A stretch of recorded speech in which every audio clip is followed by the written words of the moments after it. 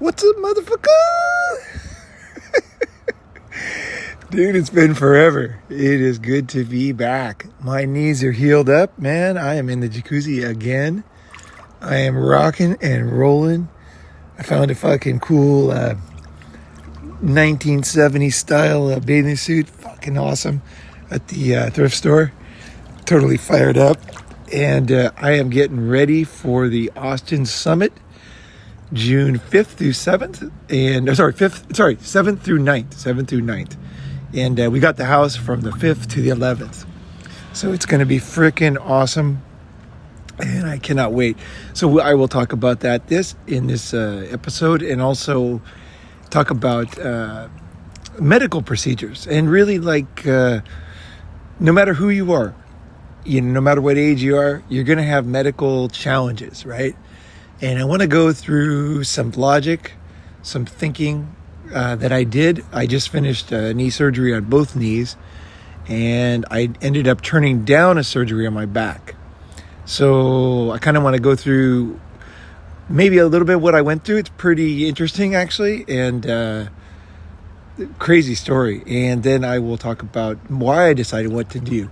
And hopefully I can my purpose of this is to kind of give you a way to think about for yourself when you have any kind of like fear of a medical thing, or maybe a genetic predisposition to something. Those things that are just on your mind, but it's like you're not sure what really to do about it. And then also what to do when it's past that. Because it's not easy. It's really making the good, really the wisest. Again, the King Midas, like or King Solomon, it's just the wisest decision is very difficult in today's world. It's very difficult because, just many reasons. But one of them I can think of is that it's fear, human fear, right? You just, when you're afraid, when there's unknowns, you just don't make good decisions. It's tough. The other thing is education. It's very difficult to know the latest information. That's one of the problems. There's always new stuff, but how do you decipher new stuff? What is smart new stuff and what is crazy new stuff, right? And then it's like deciding the doctor and the timing, and then turning down procedures sometimes that that they're telling you to do. You got pharmaceutical companies making money. Never forget that doctors are in business, and their business is selling medical care to you. I'm not saying it's a conspiracy. It's not a conspiracy, but it's just like your business. I don't know whatever business you're in, but whatever business you're in, bottom line, right? There's some point when you need to make money. And you care about everything you're doing, but you got to pay the bills. And that's partly why, that kind of push to make money, even if it's not really maybe the best thing for somebody, is the very, very reason why I live the life the way I do. Unblackmailable is because I don't have to do that. I don't have to rip people off to pay the bills. I've set my life up in a way. This is one of my fundamental key things. If you set your life up so that you're running on empty, things are tough, you're going to have to bend the rules sometimes. There's going to be an emergency, and you're going to have to kind of bend your morals. And I think one of the greatest reliefs for a man, I personally do, is that you never have to turn on your friends, and you never have to do anything that is not in other people's best interest business-wise. Like a mutual thing, right? I just think that's, for me, I know not everybody thinks this way. Most people think, hey, it's business. You got to make money. Obviously, you're going to sell what you sell.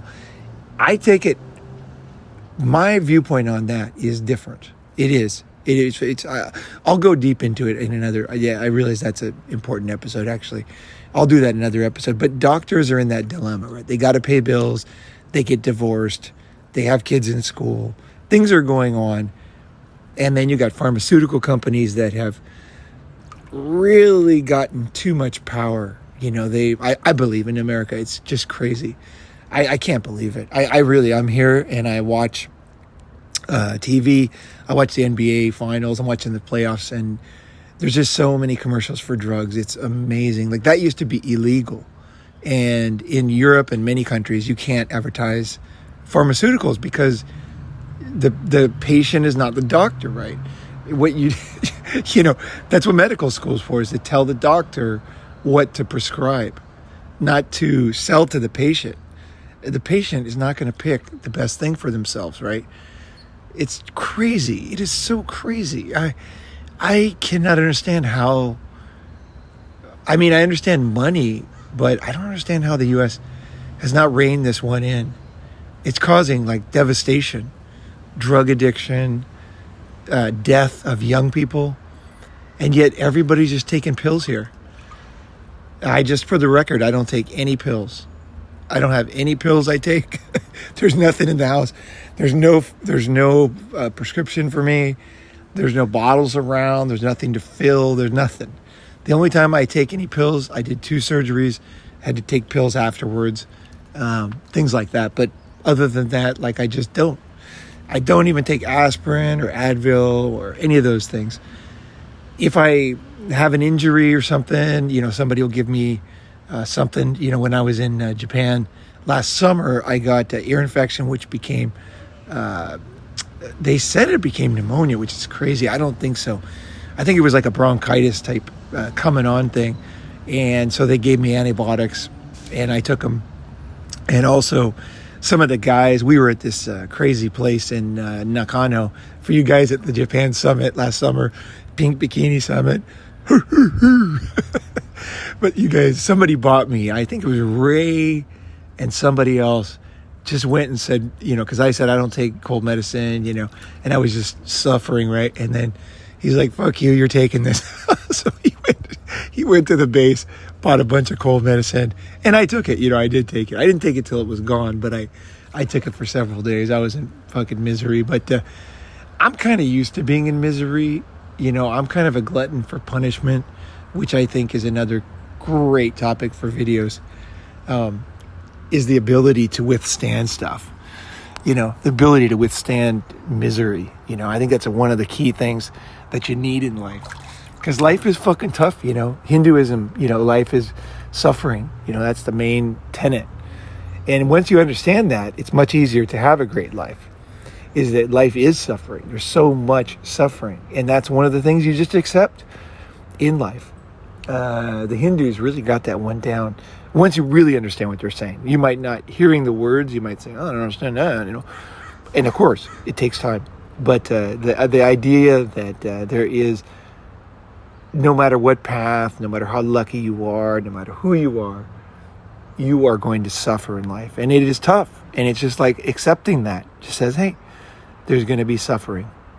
I'm going to suffer. Even if I make good decisions, even if I save for retirement, even if I eat right, even if I exercise, even if I make good decisions with people and friends, it's fucking suffering. You're going to come across things and meet your match. So I'm going to do the medical thing, and I'm going to talk about the Austin Summit, and I'm going to try to give you a framework for deciding what to do in medical decisions. That's what I'm going to try to do in this one. Okay, so to go back for myself, my mom was a nurse. And she was a nurse in different. We would like move around, and so she would get a job, and so she was in different. What do you call it? She did different. Every job was totally different, right? She was helping like severely disabled kids. She was working with older people. She was an emergency room nurse for a long time. And that's why she was against motorcycles, because she had been in the emergency room and seen so many motorcycle accidents. I ignored her and rode a motorcycle my whole life and raced. But it was tough on her. I'll tell you, it was tough on her. It was definitely tough on her. But I made it. It was good. But I think that my mom is she was a very big influence on me. And I said it before, I don't know if I did an episode about my mom, but I really love my mom, and she's been a very, very big influence on me. And we have a lot in common. I look like my mom, and a lot of my thinking and decisions actually came from my mom's side. I think a lot of people, when they hear, like a MGTOW channel or something, they kind of have all these assumptions about people, and it's just not true. MGTOW guys are very fucking balanced, actually, and smart, and making the best decision in today's world, given today's circumstances. You might not understand it, for bystanders, but that doesn't mean it's not smart. Sometimes it takes years to understand why somebody was right. You see this all the time with social trends. If something will be, like, what is that idea? It's like, first they call you crazy, then they call you this, then they call that, then they start doing it themselves, right? Something like that. And that's a kind of how reality, or I guess whenever there's a big turning point in history, is that it's very difficult for other humans to kind of grasp it in the beginning. And then it takes time, and then eventually something happens, usually in someone's life, and they realize, oh my gosh, that person was right. That person that I called crazy. And I think that's what the whole men's movement, I call it a movement. I think it's a movement. It's really a shift. Guys are really, because we've just been pushed to the wall. There's nothing for us. Like, if there was anything, you can't even have a kid anymore. I mean, you can't even love anybody. Loving someone is the worst thing you can do today. I mean, that's in the Western world. That is the thing that puts you for perennial punishment, courts, prison, bankruptcy, emotional, just, I don't know anything tougher. I don't. It's just, it has become so, the old ways of living, like the kind of the mindless, hey, I'm a guy, I watch movies, I'm going to listen to my dad kind of thing. I'm going to follow the path of a man. I'm going to man up. It's always, my fault. I'm always going to pull. That way of thinking, it does not work anymore. Now, I'm not saying, this is a key thing. This is a big difference in my channel, is that I'm older. Okay, I'm 59. And I'll tell you something, those old guys had a lot of good ideas. The problem was when you put them all together, it put them on a path to getting totally fleeced and destroyed. I guess it's like I don't know, like best strategy way I can put it. It's something like, I just watched the Nuggets and the Timberwolves game last night. And I don't know if you guys like basketball, but the Timberwolves just absolutely suffocated the Nuggets. Second game, nobody expected it. If you're not a basketball fan, it doesn't matter. Just understand that there was a team, reigning champions, went into a game last night, and they were just utterly humiliated. Like, they looked like they just didn't know what they're doing. They could not make a pass, a shot, a layup. The easiest shots they couldn't make. They just were totally emasculated. There's just no, it was a devastating thing. But that doesn't mean, okay, and that's kind of like what is happening with men today. They just can't get anything. They can't breathe in Western society. It's gotten so bad. And so what a lot of guys are saying is, on the internet, is they're saying, oh, just turn on everything, just go on your own, just do whatever you want. And here's the problem with most of the MGTOW messages, is they're not understanding the long term, is that you need to keep yourself in line too. Like, that's the difficult part, is you want to be free, right? You want to make all your own decisions. You want to fucking set your own path, right? But men of the past knew that if you knew everything about being a man when you're born, and you just young man, like, you just have enough, you just need to trust yourself. If that worked, then it just doesn't work. Okay, you need to be tested by the outside.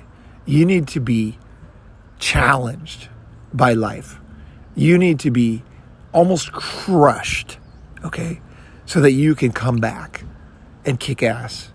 You need all the challenges that the old blue pill guys talk about. At the same time, is the total framework doesn't work. So how it relates to the basketball game is the Nuggets, hopefully in game 3, are going to come back with adjustments. Okay, they're going to come back. They're going to watch this game that they were humiliated and utterly fucking just made into fools. Like, there's no doubt about it. Fucking just could not tie their shoes. They couldn't put peanut butter on jelly. Like, it was just like, what the hell, right? And this wasn't the refs. This is no excuse, right? And so, but hopefully they can take what worked, okay, and they can adjust and come out as a different team, essentially. So that's how it works, is you have a framework for basic skills in life. And that framework is being tested as a man, being challenged, being part of a system, okay? And then you realize, wait, that doesn't work. What should I do? And what guys are saying essentially is like, throw it all away. Just throw it all away. You just follow me. You just do whatever. You just fucking fuck them all. It's all wrong. Just be angry and look at their faults and everything's going to be fucking good. And I'm here to tell you, if you want to be, and I think everybody here wants to be a great man, you need to be challenged. Okay? You want freedom. You want to do it yourself. You want to do it on your, you know what I mean? You want to make your own decisions. But there are times when you need to be crushed. You need to be challenged. Like war. Life is like war. Like a war movie. That's why it resonates. Is like, the guy's just injured. He's like this. And there's too many people, and he goes and he just fucking charges. And the other guy just in fear shaking gets shot in the head. That's the way life is. Like, you're pushed beyond. To be a man, you need to be pushed beyond what you can handle, beyond what you're capable of. That's the crazy part. If you could do it yourself, you would just decide, hey, I can do this. I can handle this. But sometimes you need to be pushed, You need to be fucking just put in a position where it's just like, I can't fucking do this. And then you do it. You find a fucking way because you have to. See, sometimes you have to do it. And that's where you find your inner resource. And that's the key thing you need to find as a man. Just surviving and paying bills and everything. That will not make you a killer, the man you want to be, a Ronin. That's not going to fucking make you that. You need that impossible challenge, right? And that part of that comes from other men. Part of that comes from the traditional challenges that men did for each other, that life gave you. And one of the problems I see with young guys is this idea, like, I don't have to work anymore. I'm just going to work, I'm not going to have to do any of these things. All those guys are simps and idiots. And like, I'll tell you something, man, don't think that too much. There's a lot of guys out there that are pretty fucked up as far as being simps who learn stuff that you need, that will be an essential part of your life. A man who went through something that you can learn from. Don't write people off, man. It's complicated out there. It's complicated. And when you become the kind of man I'm talking about, right? When you've gone through the unbearable challenges, the I can't do this fucking thing. You know what I mean? When you're really thinking there is no hope. You're absolutely against the wall, and you come back. The confidence that it gives you as a man. See, this is the difference of men and women. Women don't need this. They don't need the challenges I'm talking about. It is not in their DNA. It's not part of who they are. They can do it. Don't get me wrong. Women in wartime have done things like this, but it is essential for a man. It is essential. And Sometimes it's chosen, sometimes it's not. It's kind of like the hero's journey, right? That we talked about back at the Vegas summit. Okay, so let's go into medical stuff. All right, so and the reason I'm telling you this, the only reason is so that you can look at your body by hearing my story. Okay, this isn't like listen to Ronin's medical stuff. It's like you want to go into your life and think, what am I ignoring? What should I think about medically? Because I'll tell you something, unblackmailable medical stuff is one of the essential, basically unblackmailable health is one of the most important things you can do. In fact, I would go so far as to say that unblackmailable health, and I believe this, and I've said this before, but I didn't really state it this clearly, is more important than the thinking and the planning and the money and not being fucked over. If you build your body and make the wisest decisions based on what you have, okay? It's not about being somebody else. It's not about, oh, I wasn't born with the right fucking DNA. I wasn't tall enough. I wasn't this. My body's too weak. No. And I'm not saying either an ego thing, okay, that you want to be this top guy or something. What I'm saying is an internal challenge to yourself is that I'm going to take what I got from the universe, from my relatives, okay? And I recently posted, my relatives, I posted on Facebook and Twitter, like my relatives in Finland did not sleep in snow caves for months at a time on fucking leaves.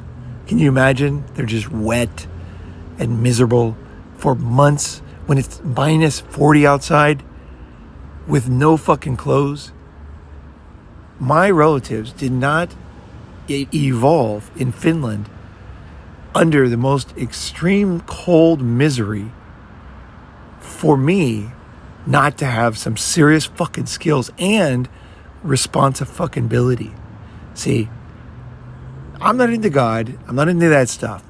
But I'll tell you what I do believe is things that are real, okay? And I'll tell you what's fucking real.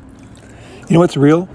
Is your ancestors survived in a hellish, difficult, miserable situation. And this bullshit that women were held down and everything, everybody was fucked back in the old days. It was tough.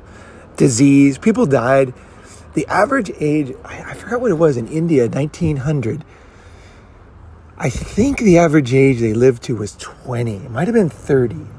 I think it was 20. That's only 124 years ago. That is not long. Some people are almost 124 years old, okay? We're not talking like forever ago. And India is not some far off place. We're doing a summit there. You're going to see the place, real place. And the West, despite all the shit you read, isn't that far ahead. We live the same way. Everything you read about that other people are struggling and these, there's always there's this narrative today, and I fucking hate it, is that you, whatever color skin you have, that was easy for you back then, man. You had it easy forever. It was always easy. You had some kind of privilege. Ain't nobody have no privilege when we evolved. Ain't nobody. It was really brutal. It was absolutely life and death at all moments. And it was death most of the time. Because you got infections. You could cut your finger and get an infection and die. You know what I mean? Like, there was no medicine. There was no knowledge of soap. There was no knowledge of cleaning. Even as fucking recent as George Washington died bleeding himself to death. Because at the time they thought, this is America, guys. A lot of guys don't know stuff like this. Is that we didn't know anything before medicine about health. So it was like fuck all they knew. He was sick, and they cut a hole in his head, his skull, and he was bleeding himself to let the demons out. And they bled him once, and he was very weak, and he still was sick. And the doctors said, George, or Mr. Washington, whatever they said, is, we don't think, even though we know, you gotta let the demons out, but We don't think you can take another bleeding. We don't think you can live through it. And he's like, no, do it. And I believe that is how he died. I know that is true, but I don't know. I think that is when he died. It's the second bleeding through his head because he had to let the demons out of his head. And that's the way it was. There was no knowledge. Nobody knew stuff. They didn't even understand soap. Okay, like, think about it. Something as basic as that. If you didn't wash a cut ever, how painful would it be? How many of those things would continue if you never took antibiotics? Just these dumb shit. Most people died from colds in the old days. That was the most common killer. Colds. Colds that became pneumonia and then, lungs filled with liquid and death. And even as recent, in this is very interesting actually, in the Civil War in America, when the Civil War happened, it was very hand-to-hand. They had bayonets, and so they ran up and stabbed each other, and it was brother killing brother. It was a brutal, terrible war. Every time they talk about the worst war in Africa or something, just look at the Civil War. There's no special thing back in the day. War was war. It was terrible. It was absolutely devastating, and it was brutal as hell, right? And most of the people that were there when the war was going on and ending, there were the hills were just literally covered with bodies moaning. People were still alive, but they didn't understand disease, so they were dying of infections. People like literally just laid there and died and moaned. Imagine that in America recently, and they just moaned and in utter pain, and it would there was nothing anybody could do. They didn't understand yet that soap would fix that, would help that. They didn't understand.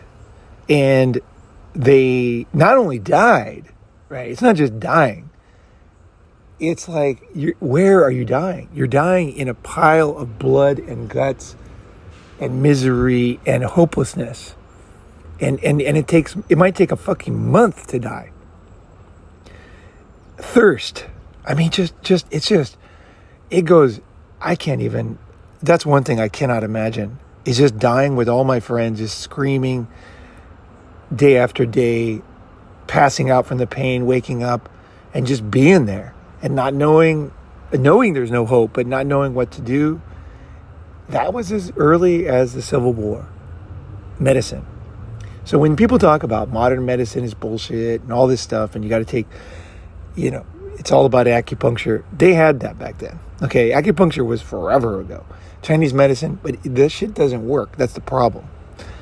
There's a few things that do, and those things become accepted, right? But generally, that shit doesn't work. All the serious Chinese, I speak Chinese, I lived in China, probably going to go back. I might be helping a friend get some medical care that he needs and in China. So we'll see. I'm kind of waiting on news on that. That could change my plans a bit. It won't change the summits, but I would go between a summit. So where was I going with that? So let's talk about medicine. So I was influenced by my mom, and life was absolutely fucking hell just a few years ago in the West. Same as India, same as Africa, same as everywhere else. Humans were miserable. And one of the most, there's one more interesting thing, I think, fact that a lot of guys don't know. If you ever watched the fantastic series on National Geographic, I highly recommend it. It's one of my highest recommendations, is Guns, Germs, and Steel. There's a book called that, but I really think the documentary is better. I got it from the torrents because I couldn't find it anywhere to buy. But I read the book first, and then I got the videos. It was fantastic. Guns, Germs, and Steel.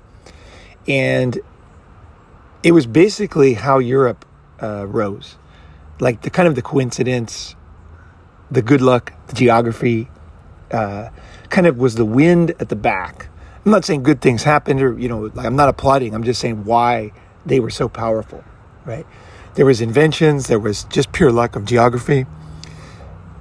And there was also something that's very little understood is disease. And so basically what happened with a lot of people believe, and this is just so crazy, in an era before we understood anything about disease at all, they believed that the pioneers were just experts. They were basically medical experts. And what they did was they put smallpox on blankets and gave them to the Indians.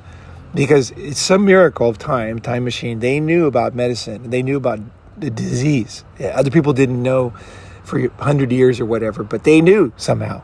And they put it on blankets and they gave it to the Indians. And it was on purpose that they massacred them with the disease.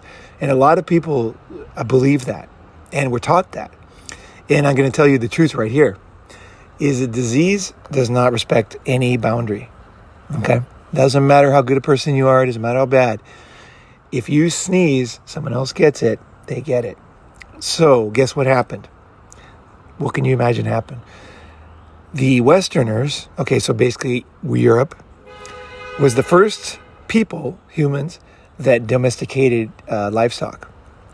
And they had chickens and cows and different animals within proximity. They raised animals in their house, basically, because they didn't have any. You know what I mean? There's no mansions back then. If you raised animals, they're all over. You're right there. You didn't have a big house on the side, right? Your times were very simple, right? And kind of like the Philippines was when I went there in 1990. We had a cow, we had a fucking water buffalo outside the house, and we had chickens that we were in a bamboo house about 3 feet off the ground, and the roosters would go below us sleeping and cock-a-doodle-doo at like 4 a.m. to wake us up. Just basically animals were all around you, and that's the way it was with Westerners. They were the first ones to do that. Guess what happened? Those animals being nearby, people were coughing, people were sharing food, things were getting eaten, a piece of meat would get half eaten by an animal, they would eat it. They were sharing saliva and all that. And Westerners got smallpox and different diseases spread between species. After that, I believe, I'm not sure, the Black Plague came from fleas from China, actually. So there was different diseases that spread. Now, just like the fleas from China, Black Plague, that wasn't Chinese trying to kill Westerners, but some reason it came in some kind of export, maybe silk or ceramics or whatever, pottery. But they never say like, oh, the Chinese were diabolical and killed all the Europeans. For some reason, it's so dumb. It's so I cannot believe that nobody says what I'm saying right now. But what happened was those fleas were in boxes. Europeans fucking just got wiped out. And it wasn't because of a Chinese plan. It wasn't because the Europeans were weak. It was because, guess what? The Chinese had died of Black Plague a long time before that. Before time, before records. And it wiped out just like the Europeans. And guess what? They didn't understand it came from fleas either. They made boxes of stuff and sent it to Europe. And everybody died. And nobody even knew until just recently when they checked the DNA, they realized it was actually from China. It wasn't a plan. It wasn't a conspiracy. It was called evolution. So evolution, just so you guys understand, a disease comes in and wipes out most people that don't have a natural immunity to it. The people that are still alive, walking around, they get horny and have babies. Those babies get the genes of their parents. Okay? It's not that the genes are so smart or like it's some kind of thing. It's just very simple. If you kill everybody that is weak to a disease, the people that are strong to the disease, basically, they're the ones who have babies. And those babies are very likely to be also as strong, let's use the word strong, resistant, whatever you want to say, to that disease, against that disease. And so then all of a sudden those people populate and the population repopulates, right, with those new genes. That's how it works. And that's what happened in China. Even though there's no record, it's guaranteed to have happened. The same thing happened in Europe, and the same thing happened in America. The Indians were separate. They were not exposed to these diseases. They did not raise livestock in their house. They did not have that contact that the Europeans had. And so a disease spread from sick Europeans to Indians. I would guess it's probably people who had domestic help or were somehow in very close proximity. It could be some kind of a relationship, between a settler and a local Indian gal, something like a Pocahontas type thing.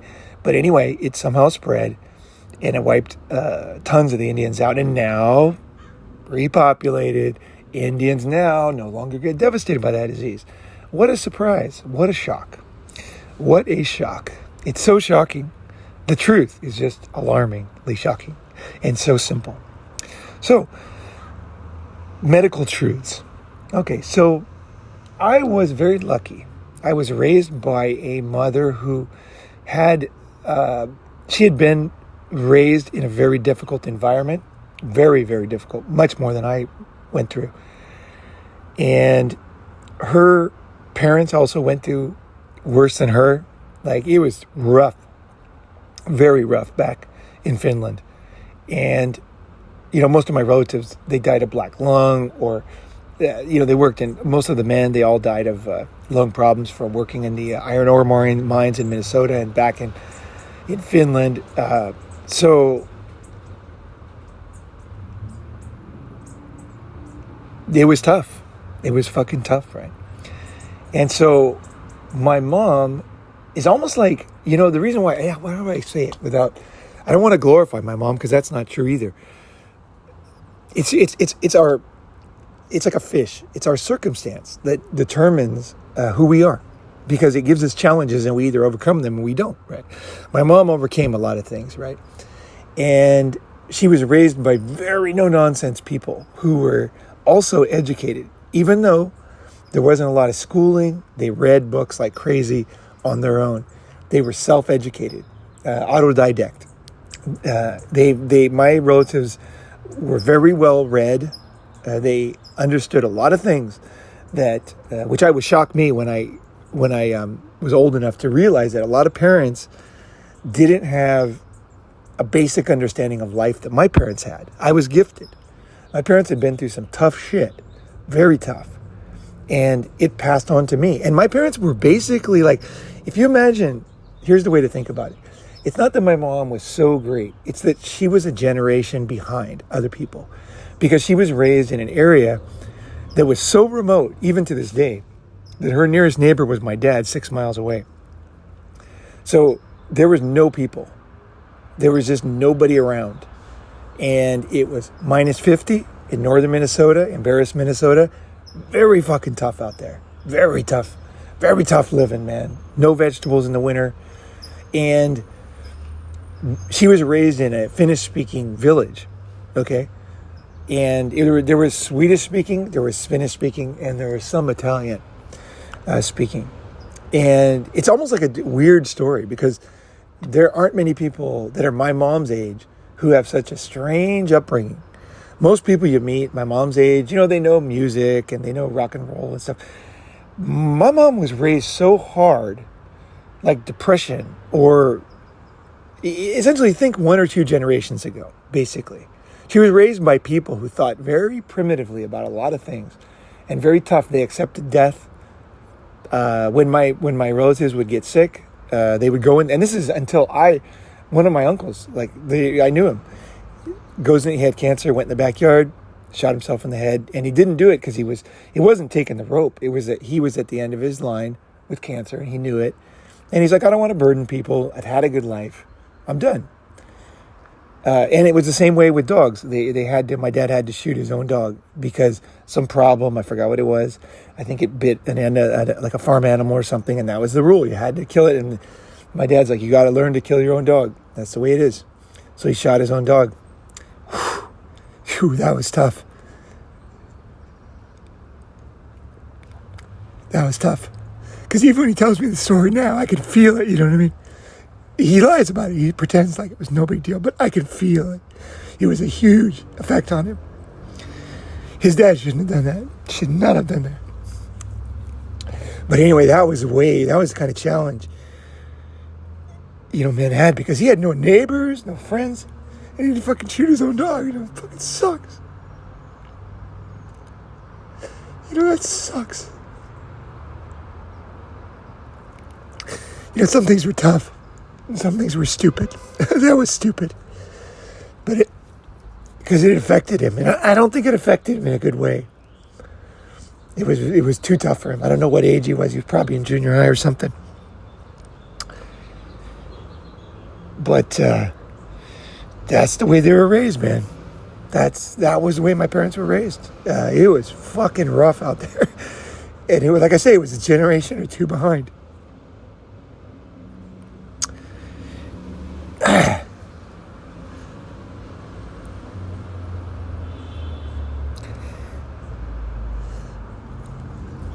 Yeah, so, for us today, it's good to know that life was so tough so recently, right?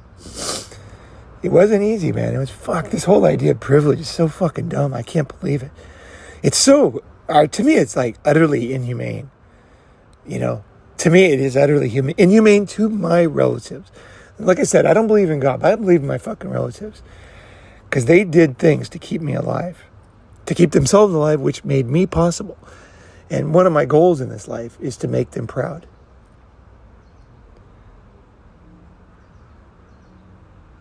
Take their sacrifice and make them proud for what I am today.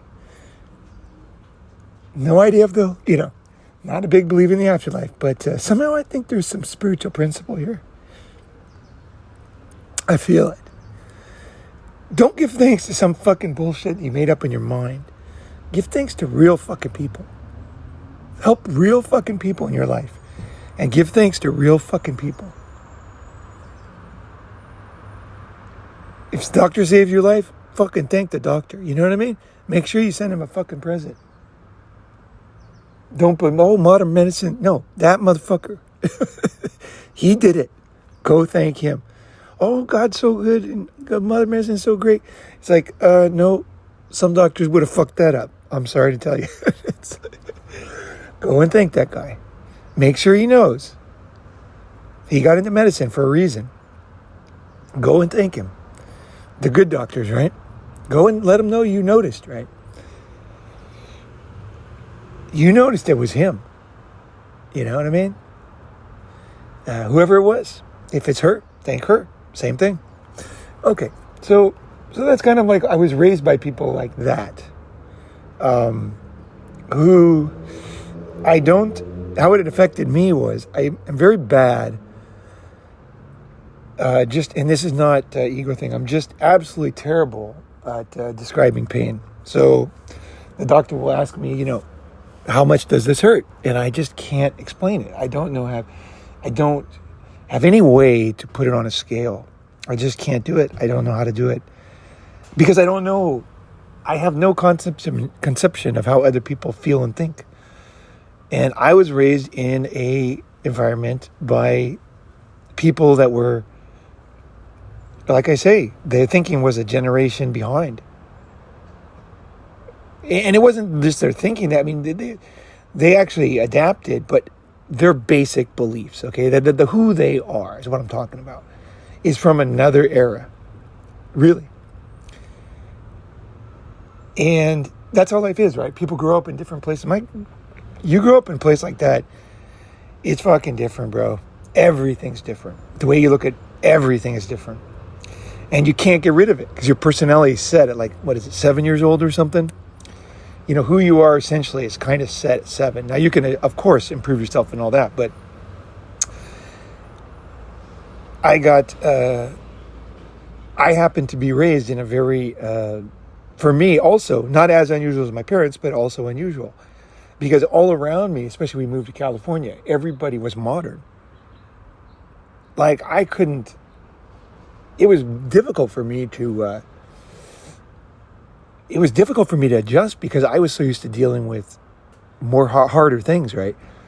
And when I saw Californians, they had a much easier life than most Californians.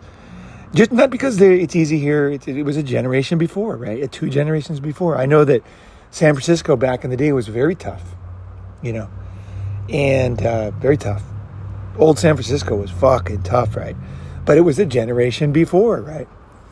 And so the Californians had now adjusted to easy life, money, Hollywood, there was a lot of things that changed, right? So I got here, in California, and fucking things had changed, man. I was like, fuck, people would complain about illness and stuff and about pain and stuff. I fucking did never, let's give you 2 stories, So I was going to see my cousin, John and Mike and Amy, and I was standing by we had a 72 Ford LTD, and we had driven all the way up to 5. And so we got to the house, and they were running outside, and everybody came out. And so I was leaning on the car talking to them or whatever, and somebody slammed the door. I don't remember who it was. But you know, a 72 Ford LTD has a very heavy door. Well, my hand was in the door. And so the door, and they had locked it. So my hand was crushed in the door. And I didn't say anything. I just stood there. Everybody was talking and no one noticed. And so I'm standing there and I'm like, just standing there, you know, and it's just unbelievable pain, right? And they all went inside and I was still locked into the door. And then finally someone, like, I don't know how long it was, but I remember they went in the house. I don't remember if the door closed or not, but they all went in the house. And then somebody said, I heard somebody say, "Where's Paul?" And then they came out and I'm like, my hand's in the door. And then they unlocked me. That was the way I was raised. Like, don't fucking complain. That's, you know. That's the best fucking story right there. Because that tells you right there the way I was raised. Right there about pain. Is you just don't say fucking shit. Shut the fuck up. Shut the fuck up. And I was like literally feeling bad as a kid because I couldn't move. I was trying to go in with them.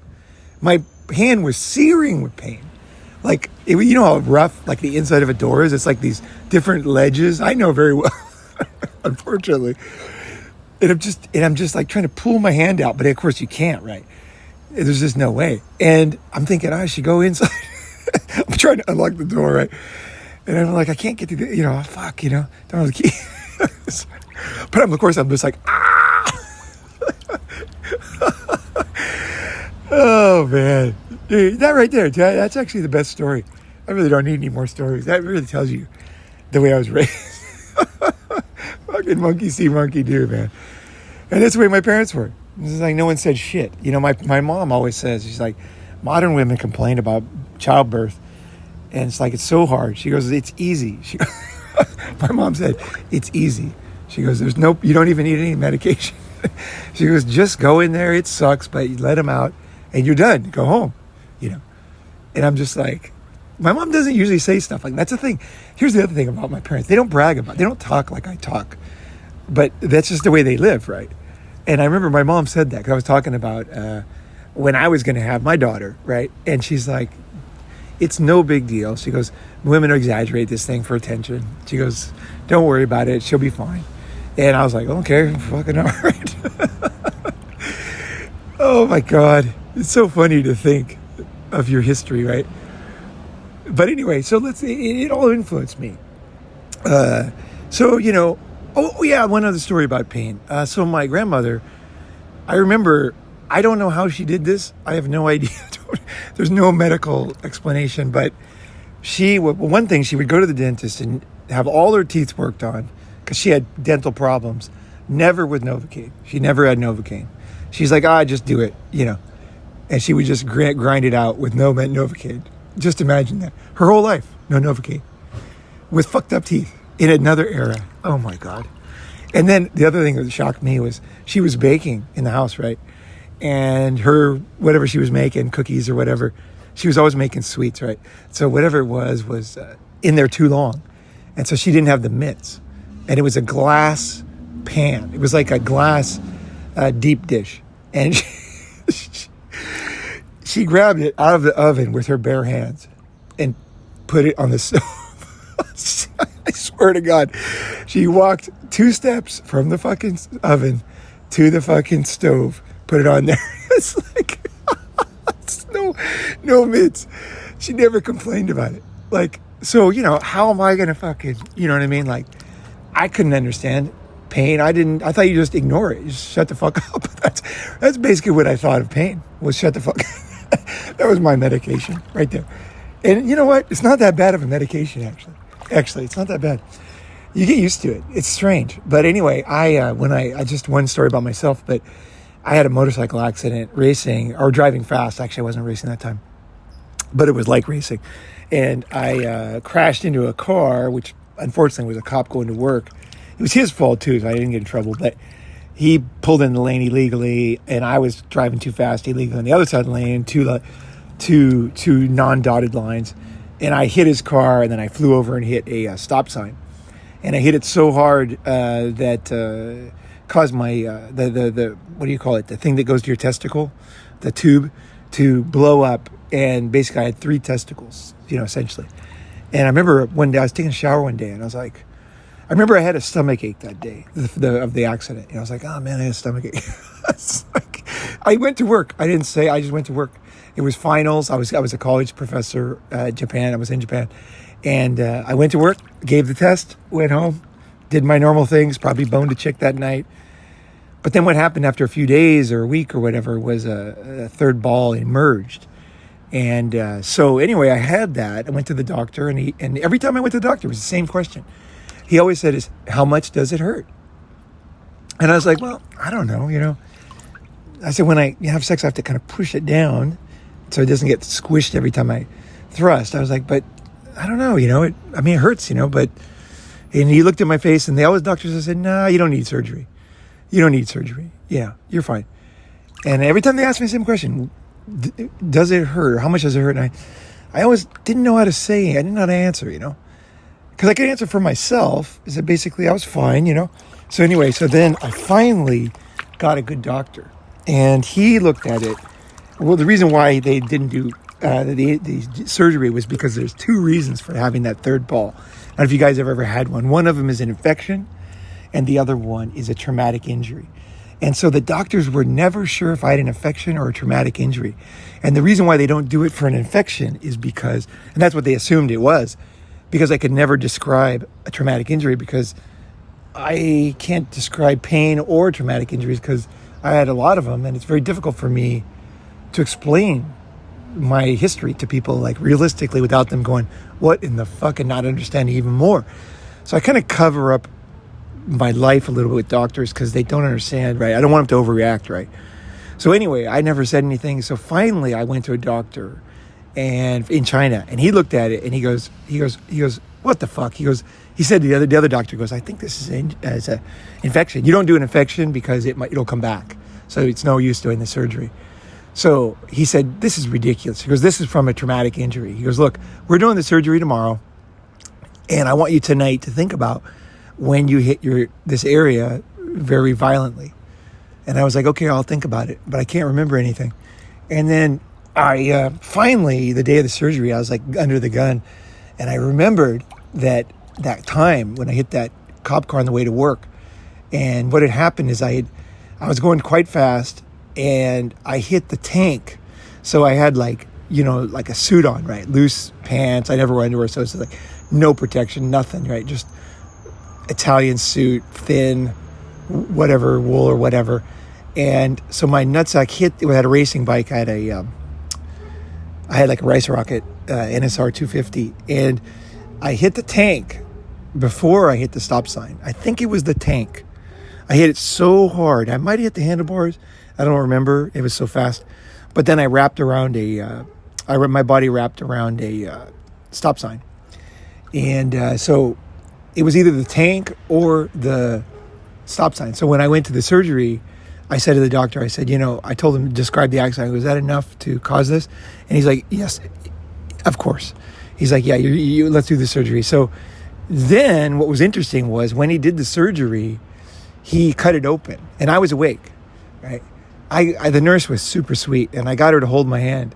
She had like a pink nurse. I swear to God, she had a pink nurse's outfit on. And I just said, could you like hold my hand and block the view?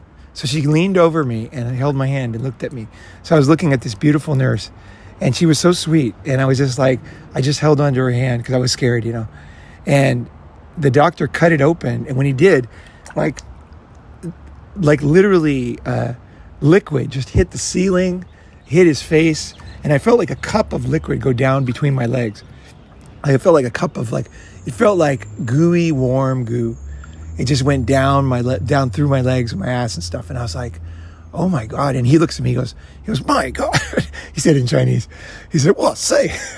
And he said, that must have hurt. That must have hurt you, man. And I was like, I just said, I don't know how to describe pain very well. He just laughed. We're good friends today, I might actually go see him soon. He's a great guy, Dr. He. And so, these are the experiences I have, which tell me that I'm not very good at describing pain, right? And it's not an ego thing. It's just, I need to know that to protect myself. I need to be able to tell those stories so that I can accurately represent what I'm going through to a doctor who knows more than I do. Now, luckily, that thing was not dangerous, even if it did hurt. It was just that it was uncomfortable. So, you know what I mean? It wasn't like ignoring a growing cancer or something, right? But anyway, so let's go back to it. So that's a background on my upbringing and my basic personality. So then I went around the world, obviously. I didn't have insurance. Basically, since I've been out of the house, my parents' house, I really didn't have insurance ever, really. I had to have it for a while in Japan because I was paying tax. For a while, I was working different ways, but for a while there, I was paying tax. And so they force you to get into the national health. But even then, I didn't even go to the doctor. Like, it was just, I just was pissed off having to pay. But anyway, so I just took care of myself. I just said, you know what? I made a decision. And this is one of the key points in this video. I made a decision.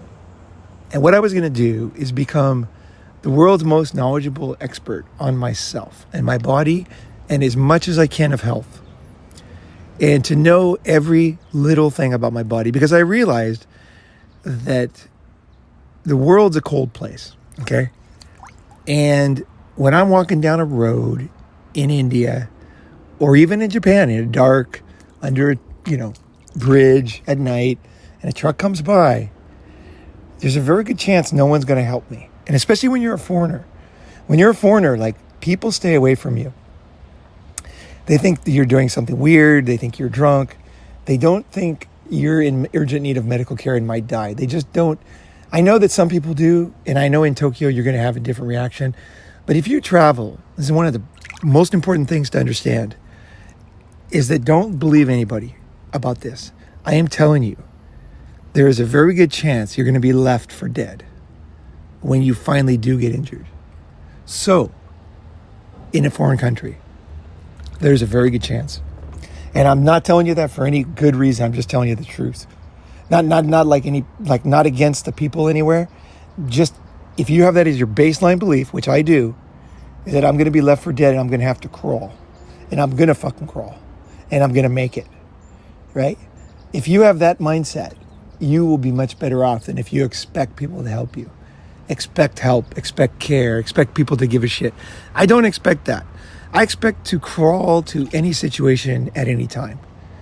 Like, I expect to my last month of life to be in a house alone, crawling up and down the stairs, shitting my pants, and enjoying the last day of my month of my life. Because despite all the pain, despite any misery, I enjoy my life. That's my big fuck you to the whole thing. And this is one thing that people that can't understand about me, is I'm going to enjoy every fucking day, no matter what. It may be a little bit unbalanced, but if I'm on a boat going off a waterfall to sure death, I'm going to enjoy that last few seconds on the boat. Watch sunset, listen to the birds, laugh, and enjoy my life. Because life is the gift to me. So, how does this affect medical stuff? Is that you need to be more serious about health. You don't eat. The Ronins don't eat for fucking taste. Now, I make tasty food, and you guys that come to Summit in Austin, you're going to fucking see. We make fucking, I think, food that's better than you get in any restaurant. Like the seared salmon, the blue cheese burgers, man, they are just fucking delicious, right? Seared steak, the different vegetable, I eat a lot of vegetables and fruits and nuts, and I personally think it's tastier. But I don't care, okay? At the bottom line, I'm like a jet. I imagine myself like a jet. A jet, what would you put for fuel in a jet? You'd put high-octane jet fuel only, okay? Because if you put in gasoline, you're going to ruin the jet and crash and die. Okay, I look at my life and my body in the same way. And the same with movement, the same with flexibility, the same with sleeping, the same with health. I love tasty food. I'm the first one. I've had tasty food all over the world. I've had fine restaurants. I've eaten really more than most people will eat of good food. And it was part of that. And my mom's a gourmet too. She's a gourmet cook. And yet I learned that as good as it is, and I love my mom's cooking, and I love the care that Japanese put into cooking and French, French chefs. I've been in France a lot when I was younger.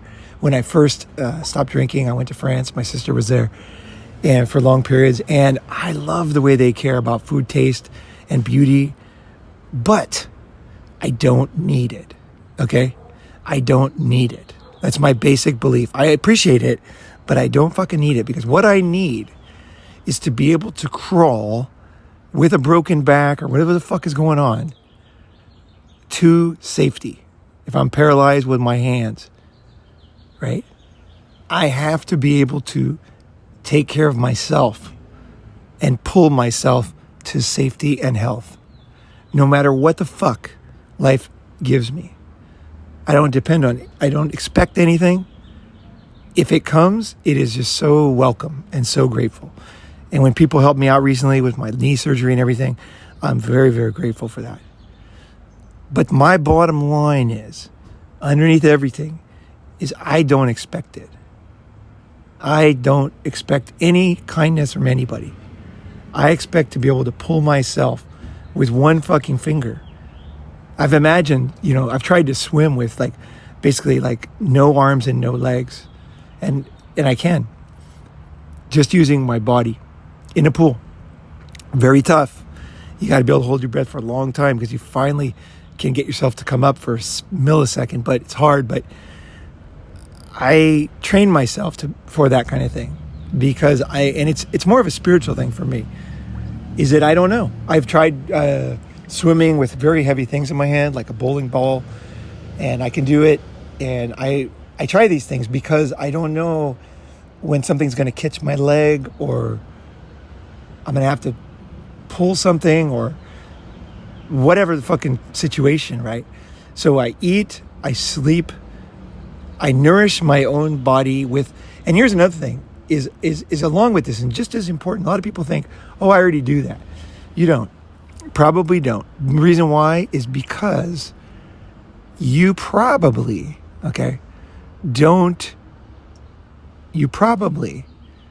don't endlessly study health like I do, and ruthlessly cut out things that you thought worked and didn't work.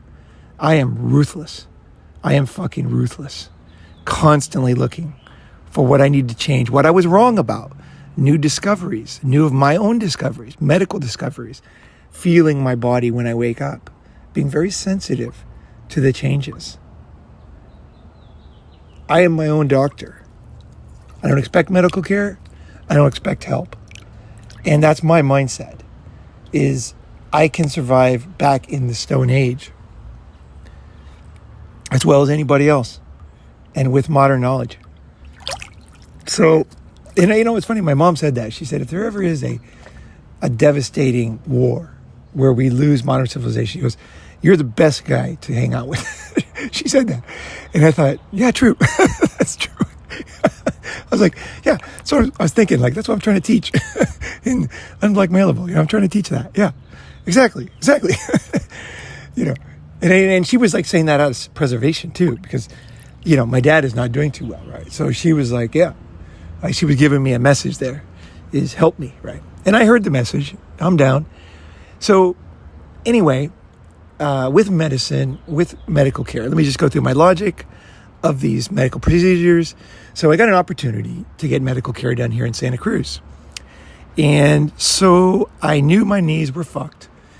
I had so many times had injuries, and I don't even want to go through all of them. They were traumatic, falling off cliffs, landing straight on my knee, kneecap, many motorcycles, skateboarding, falling off whole cliffs, 150-foot cliffs, rolling to the bottom, not even remembering all the flips, and no recollection of the different injuries on the way down. Many injuries, right? And so I could never tell the doctor clearly about my knee, but I knew that at one point in my life I was going to have a very top level expert look at my knees. That was always my goal.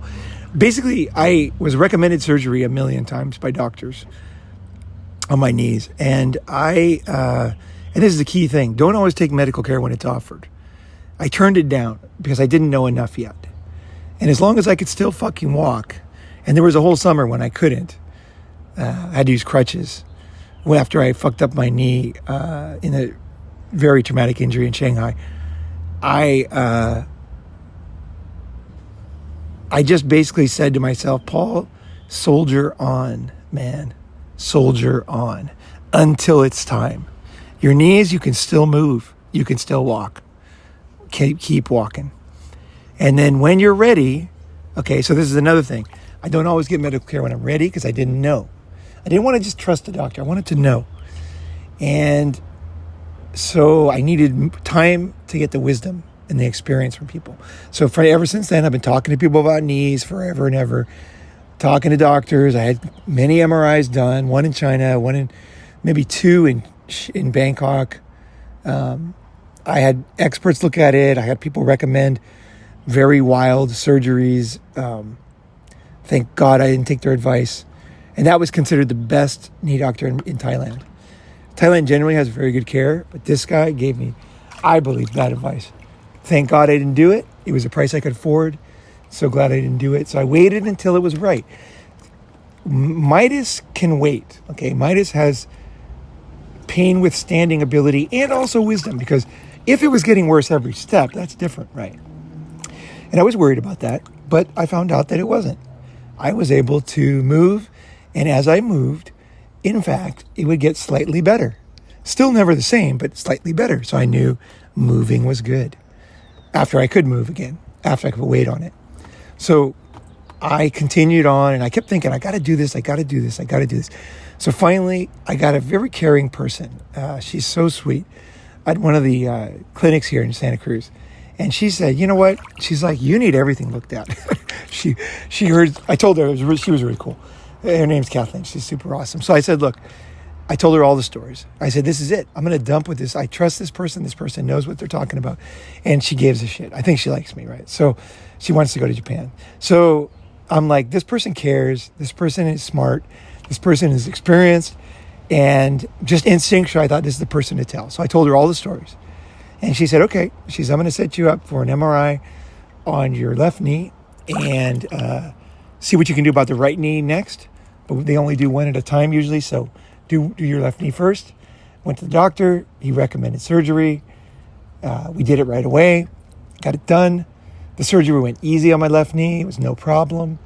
Now, my left knee was not as bad as my right knee. It hadn't been as traumatically injured. The multiple traumatic injuries to the right. So I knew that. I told the doctor, but he didn't believe me, actually, because he was looking at the MRI and he said, this is pretty bad. He goes, and he had seen an x-ray of my right, but he hadn't seen an MRI yet. And so then he did the surgery, and it was easy, and I got out of it. I didn't take the opioids. Even after the surgery, I felt great. I was walking the next day, and I felt good. And it was, it was painful, but it still hurts when I lean on it. I can't lean on my knee, but it's got better easily. So I thought, this is a very good piece of medical advice. Same surgery, same person, same surgeon, different knee can be totally different. And this was about as different as it gets. So the right knee was different. So anyway, I got ready for the surgery. I wasn't even worried. Went in, saw my doctor. I'm like, hey, man, how's it going, And I'd just seen him do a cutback on TV because he has this ad where he surfs. And I'm like, oh, yeah, so you're going to cut back. So anyway, he did the surgery on the second knee. I thought everything was good, but I came out and it hurt. So last time they asked me, hey, does it hurt? And I'm like, no, I'm fine. And so this time I said, yeah, it hurts. And so they gave me 2 more of the same pill they gave me before the surgery, which was some kind of opioid. So I had 2. Then I had the surgery where they give you whatever they give you in the bag, anesthesia, I'm sure more opioids. And then they gave me 2 afterwards. Now, I don't take drugs. So I remember when I looked at the 2 and I thought, wait, I don't need 2. But I was so drugged up from the anesthesia, I took them. But if I was thinking correctly, I would have said, let me just try 1. But it was so dumb. I swallowed them. And then I was so worried after that. I was like, oh, shit, 2 more? Oh, fuck. So anyway, I left there. There was a mix-up with my prescription that I was supposed to take afterwards. They had given me antibiotics once, and the second time they didn't. So I thought it was a mistake, and I was like, after the surgery, like, it wasn't even an hour out of surgery, and I'm standing at CVS waiting in line, and all of a sudden I just felt dizzy. And I went up and I leaned on the front counter, and the next thing I know, I wake up and I'm looking up at the EMTs, and they've got the electric shocker thing out, and they're all looking at me like I'm dying or something. And the guy that brought me there, my friend's there, he's like, seriously, everybody's like insanely worried. And I'm like, I didn't know what happened. I was so out of it. I was like, what? And they were like, you passed out. And, don't worry, we're here. And the guy said what happened was they couldn't find my pulse. So eventually they found it. It was up to 36, but it had been lower. And they were going to shock me back with the those shocker things, the pads. So they were just they had put the things on my chest to test, and then they were going to shock me. And they were also going to give me Narcan because they didn't know my background. So they thought maybe he's a drug addict, who knows, right? So they had the Narcan out, they had the shocker thing there, and they're looking at me like dead serious. And my friend's like, I thought you were dead. And then I'm like, I'm fine. And like, help me get up, And I'm like, I want to go home. And they're like, no, we think you should go to the hospital. And I'm like, fuck that, I'm fine. So I was trying to get up, and they just looked at me, and the one guy kind of took charge, and he's like, I now wish I wouldn't have listened to him, but he's like, we think you really need to go to the hospital. So anyway, then I went to the fucking hospital, and in a fucking ambulance, first time in America, in an ambulance, and we had a good time. I was feeling good again, or reasonable, whatever, it's fine. And I got to the doctor, and I went to the thing, and they tested me with everything. I got there about, it must have been 1:32. So I'm sitting at the hospital. They're checking a lot of shit, and everything's coming out negative. And they eventually discharged me. So I'm like, okay. So I go home, and first thing I did, I was starving, right? So I made myself 3 blue cheese burgers, right? I got like 3 burgers in the grill, or on the frying pan. And I'm feeling good. I'm getting ready for the burgers, getting excited, smelling them. I'm like, hell yeah. And then I suddenly, this weird feeling, and someone goes, what? Someone goes, I think somebody said it before. I was still kind of out of it. He goes, did somebody spill spaghetti sauce in the kitchen? And I looked down, and I thought, yeah, somebody spilled spaghetti sauce in here, And then all of a sudden I realized, like, I felt the same way as when I was in CVS. So I told my friend, I'm like, wait, I'm passing out, And he's like, oh my God. So he takes me back to the hospital. This time they took me super seriously. There's blood on the floor everywhere. And here's the thing about medical stuff, is it's never that clear sometimes. And one of the things that was not clear that made things difficult for them, and for me too, was you couldn't see that much blood coming out of the wrappings. So it didn't make sense. So I'm like, how the fuck, Because I just had little drips here and there. And I'm like, okay. So I went to the hospital. They fucking thought I was having a diabetic whatever. And they pinpricked me so many times and took so many blood samples. I was just like a human pin for a while. And just needles, blood. And I'm just going, God, this sucks. Because I'd woken up early. I hadn't drank water because you're not supposed to drink water day of the surgery. So I was thirsty. And then I got to CVS with no water. And then I had made the hamburgers with very little water. And then I had gone back to the hospital, and they won't give you water by law unless the doctor orders it, because you might need surgery. You're not supposed to drink water. So I'm like begging for water. This made the whole thing worse. So they checked my kidneys, and they're like, your kidneys are terrible. And I'm like, no, it's just water. I just need water. Because this happened before. When I was dehydrated, they checked my kidneys, and they're like, oh my God, you're going to die. And then I'm like, just give me a fucking glass of water. And then they check me again. They're like, oh, you're fine. Okay. So I know my body, right? Thank God. So when they said my kidneys, I wasn't worried. I'm like, just need fucking water. So now, the second time at the hospital, it's late in the day, sun's going down, and I think I was so out of it. Let's say it's about 5, 6. I'm in the hospital. it's kind of a forested area, so it's pretty dark. And they checked me for everything. They even they put me into the CT scan, which I'd never had before. They inject this purple shit in your veins. Of course, that feels great. And you go into this machine, which makes all these great noises, and you sit in there forever. And they won't give you water, right? So there's no fucking water. They're not even giving me a fucking drip. I'm feeling worse by the minute. They're checking me for everything. And I wanted to say, you guys, I'm fine. Like, I don't know why, but I think I'm fine. And so oh yeah, forgot this, key part. So they cut the bandage off.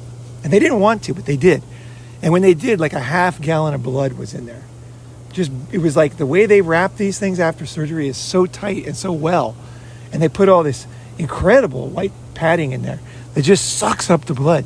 So when they opened it, they almost gave me blood transfusion because they saw I lost so much blood that they were like, oh my God. And then that was when they got serious and they started testing me for the CT scan and everything, right? They check they CT scan, they check your heart to see if it's enlarged or if the valves are fucked, because that can cause what was happening to me. They knew it wasn't diabetes. They knew it wasn't, thank God for the sugar, unblackmailable, right? Because I was on the verge of getting it, and I fucking saved myself from having it. I would have type 2 right now if I wouldn't have stopped sugar. I can feel it. I was right on the edge. I pushed things to the edge, and I fucking disciplined stop. And I never go back. I was just telling a guy that he was having some trouble with some stuff, and I said, stop and never go back. That's the Ronin style. Enjoy it to the max. Fuck society. Fuck everybody. But when you're ready to go, stop. You fucking stop and you never look back. You're like ice cold fucking robot. You don't look back to girls. You don't look back to situations. You don't look back to vices. You fucking do not look back. That's not you. You're never going to do it again, and fuck you. And there's nothing that can tempt you. There's none of this, I'm so, it's like, no, you're done. Do you understand done? You got to understand done to be unblackmailable. When you say, you know what, me, whether it's I'm talking to whoever you are, your name, I'll just go with someone's name, Fox. You decide something, you just say, that's it. This is what I do. There's no procedure. This is like a finish thing, I think. I'm just like, nope, never again. I'm finished. I'm finished with this. I don't need no fucking this.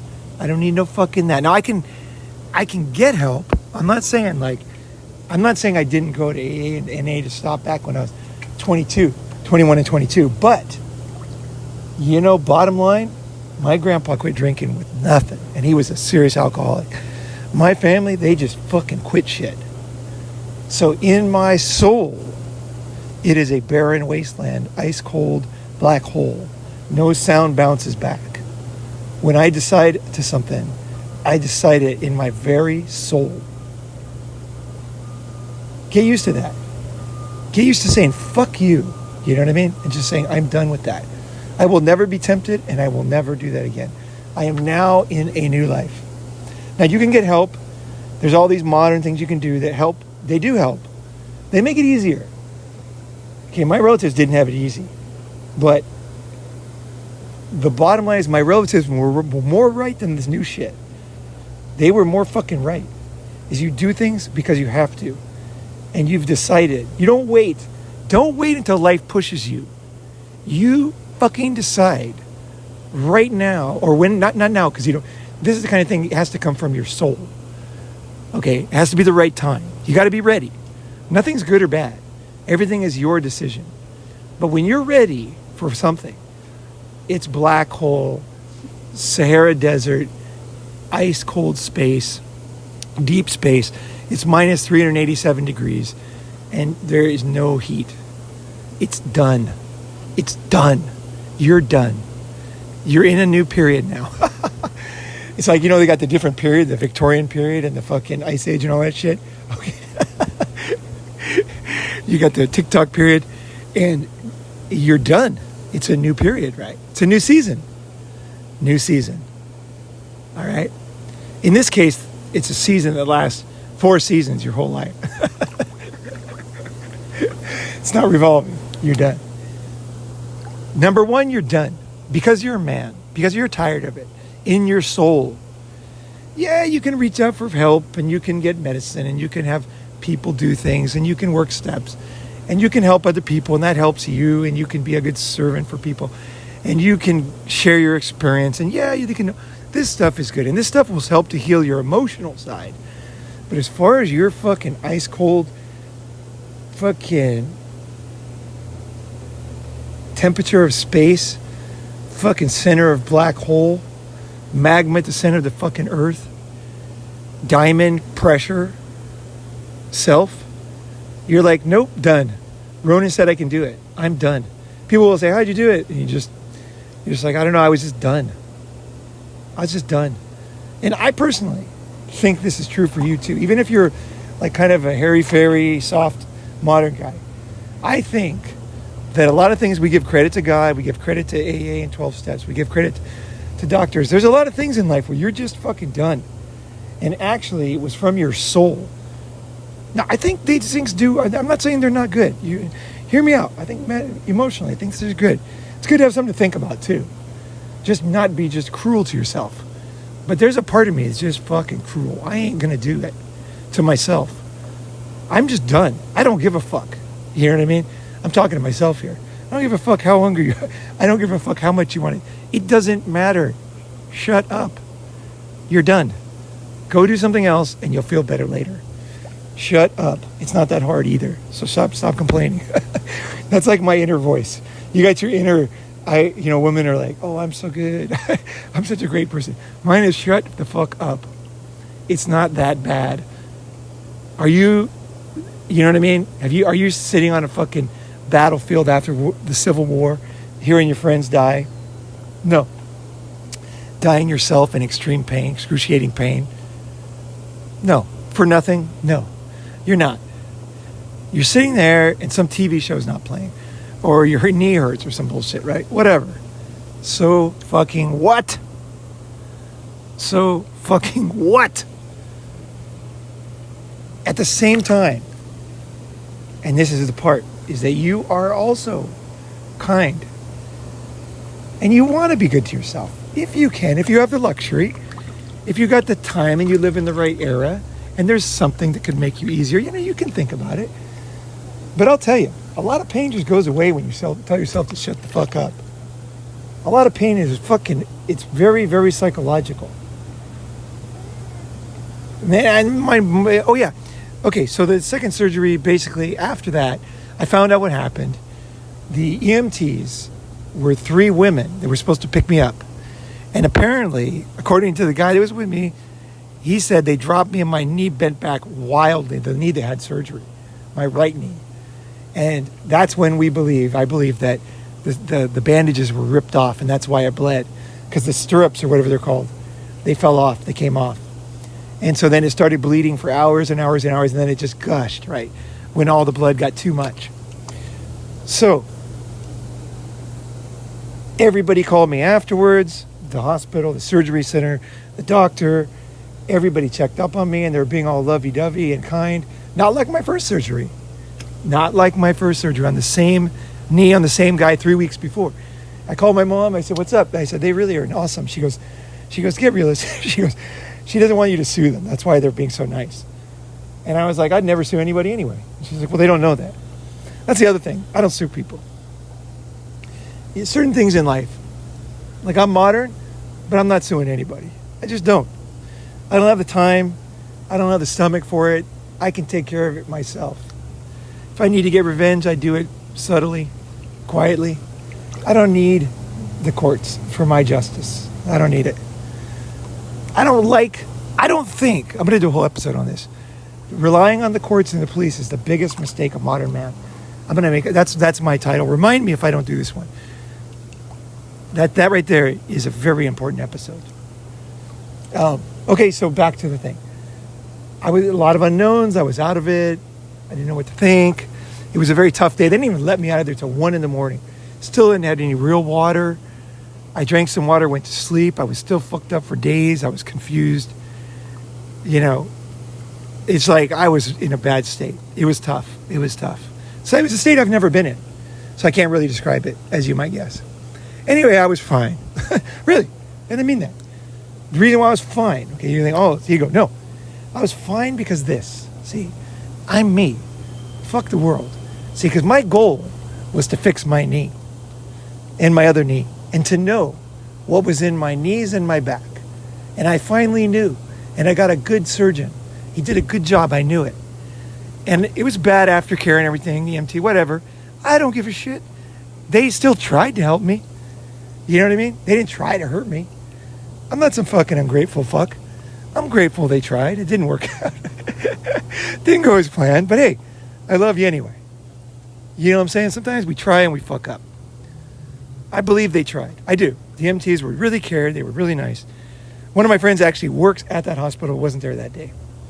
So if you hear this episode, sir, you know, like, hats off to your friends. They did with the best they could, but they didn't know my personality and my fucking background and everything, you know. And I think I just to give you my take on it real quick. Surgery 3 weeks before was probably a little too early. That was my fault. I pushed for it. I'm so glad I did it, so don't worry about that.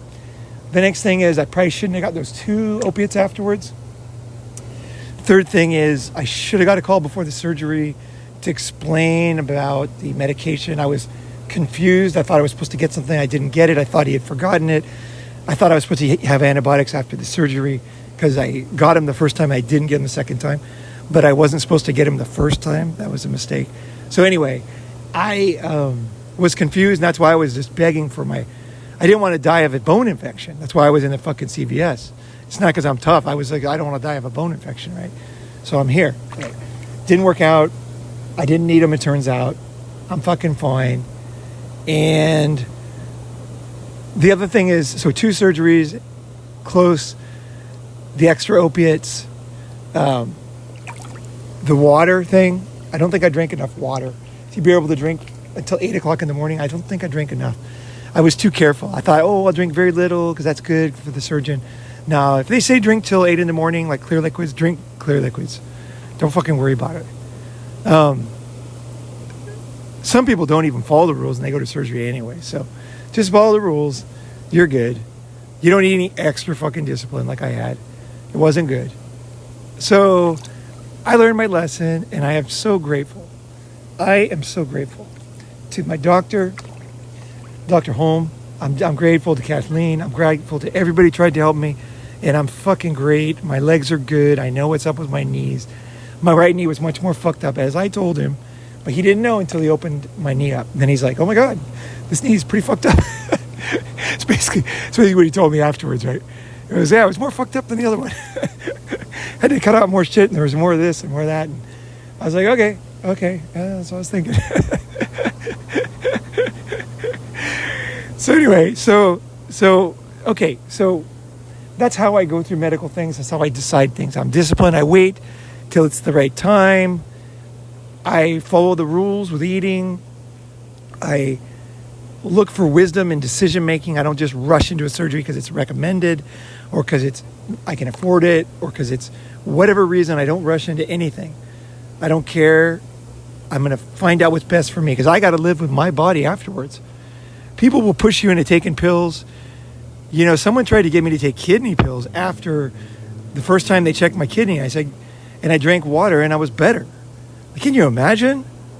Jesus.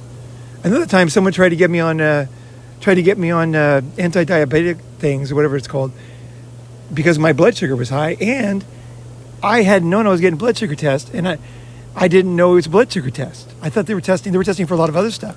So I ate breakfast and I had ice cream the night before. This is back before I quit sugar. And so of course my blood sugar was super high, you know, pre-diabetic. You know, it's like your body's going up and down. So you need wisdom. You need wisdom. It's not about gutting it out. It's wisdom, number 1. And number 2 is discipline. I was talking to Sean about this. You got to become an expert on your problems because other people, they don't have time for it. Even if they do care, they're going to fuck up. Like my EMTs. We all make mistakes. The difference is they work in the medical field. I work in a different field, right? We all make mistakes. The younger we are, the more, but we all make mistakes, right? So forgive people for their mistakes. And the way Unblackmailable fits in there is you have built your body. Every DNA replaced. Every cell is replaced, every 7 years. So when you eat good for 7 years and don't eat sugar for 7 years and work out for 7 years, guess what? Your fundamental body is a different body. Nothing is the same from the old days. Amazing. So your number one thing is how you eat, how you sleep, how you handle stress, your friendships, the way you pursue things that make you happy, the way you overcome trauma that puts you in a pit of hell that you can't get out of with normal logic. You are responsible of fixing yourself. That's the difficult thing, right? Because sometimes when I went over my childhood trauma stuff, I was scared because this wasn't me. This wasn't my style. I'm not a victim. You know what I mean? I'm not that kind of guy. I don't like being a victim. I don't like victims. But sometimes, unfortunately, that's the difficult thing in life. Sometimes you are a fucking victim. And you need to do the old school things or the things that victims need. Reassurance. They need tools that are different from the tools that got them into trouble. Right? The way you fix a knee is not by falling the same way again. It's a totally different procedure.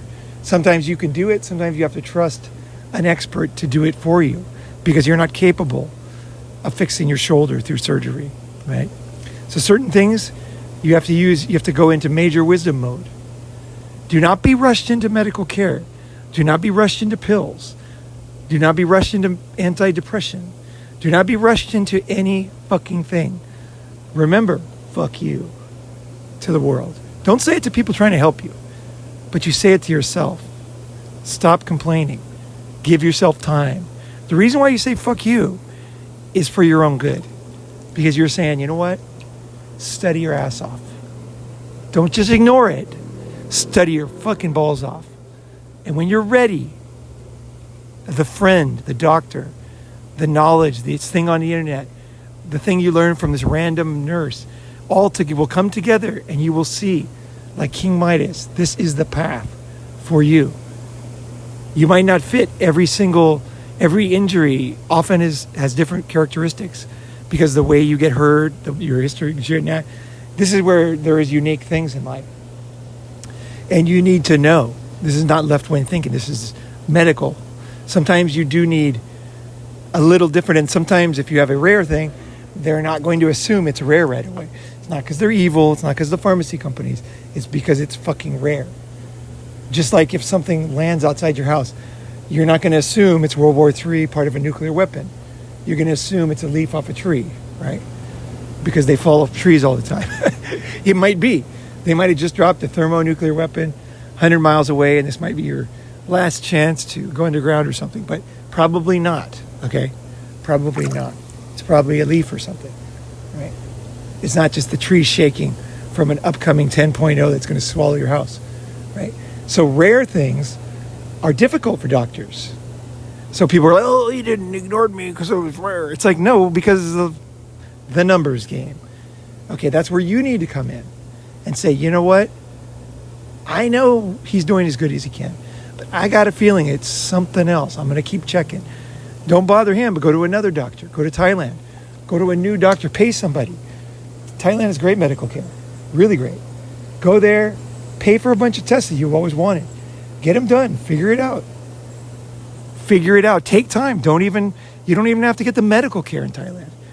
Good decision making is not about the decision. It's before the decision. It's the gathering of knowledge. It's the emotional stability. It's the patience. Or in rare cases, it's the decisiveness. When I almost died from a cobra bite, and when I was in Indonesia in 1990, I didn't get bit. I almost got bit. It was, I don't know what percent of a second was left, but I almost was bit bare feet on by a cobra in the jungle. And I tell the whole story sometime. Anyway, I wasn't, but I found out later from the locals that if I would have been, my only option would have been, if it was on my foot, to cut my leg off at the knee within 18 seconds. I did not have a knife. I was barefooted with no tools, walking up a stair cliff in the middle of the jungle. with no hospitals and no electricity around, and monkeys and orangutans and cobras and madness. And I would have died because of 2 reasons. One is I didn't have a knife. 2, I didn't know. 3, it would have been a very difficult decision if I did have a knife. Because what if it wasn't a cobra? What if it bit me and went back in the grass and I wasn't sure it was a cobra? Would I cut my leg off and maybe die of bleeding in the jungle? Very difficult decision.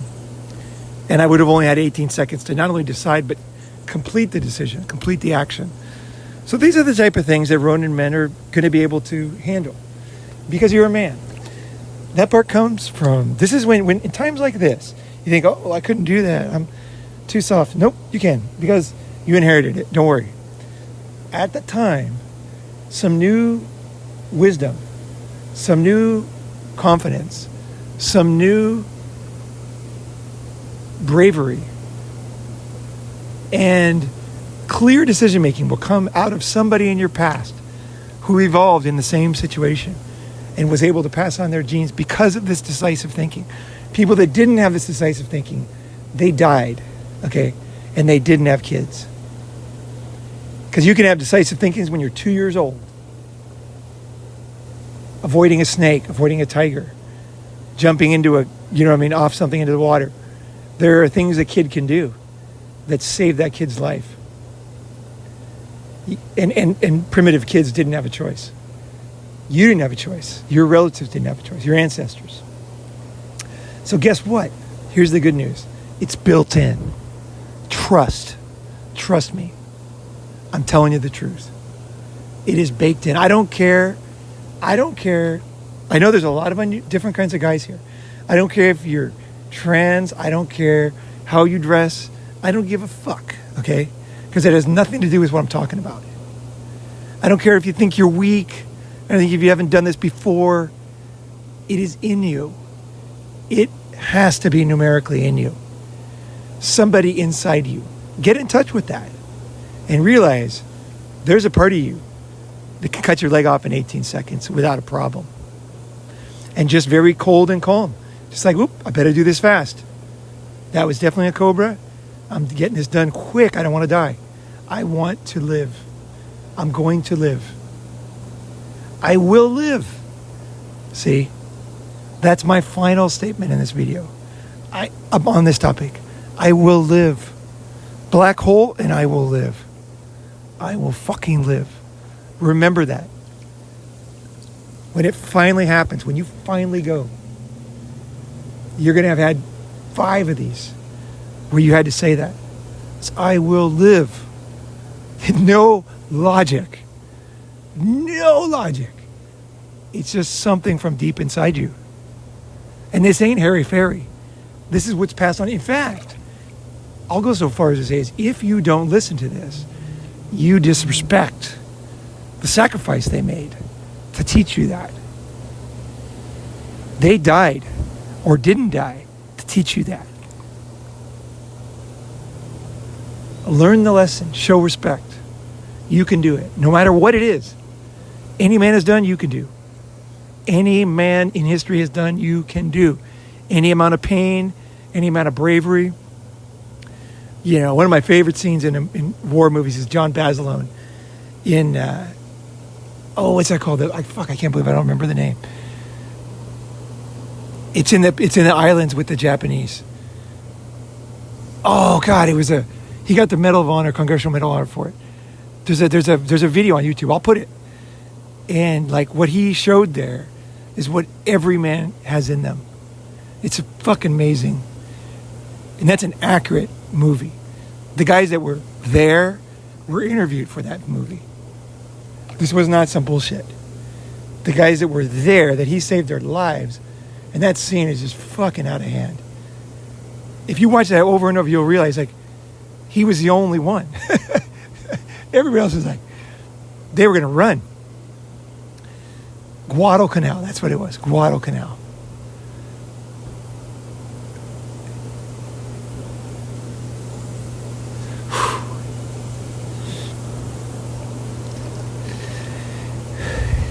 Yeah, she gets me, that stuff, because the thing about movies is sometimes they portray real shit.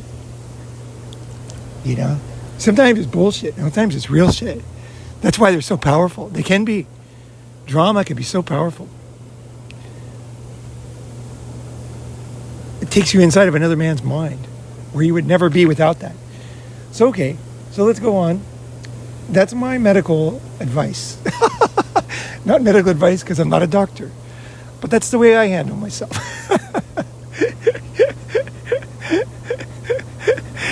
Methodical, slow, decisive when needed, confident in my ability, accepting of the most miserable pain.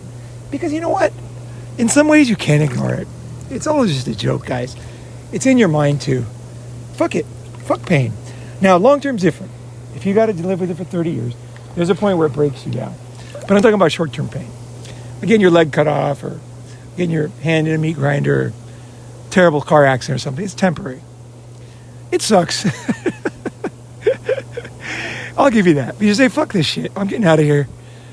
Ronan's right. It's not that bad. I got to get the fuck out of here. I got to save myself, help anybody else I can. Don't ignore your wounds. Make sure you take care of them. Help as many people as you can. Usually when you get injured, someone else did too. Right? Be a good guy. Be a fucking hero. That's built in you too. And then realize, you know what? Fucking it's right.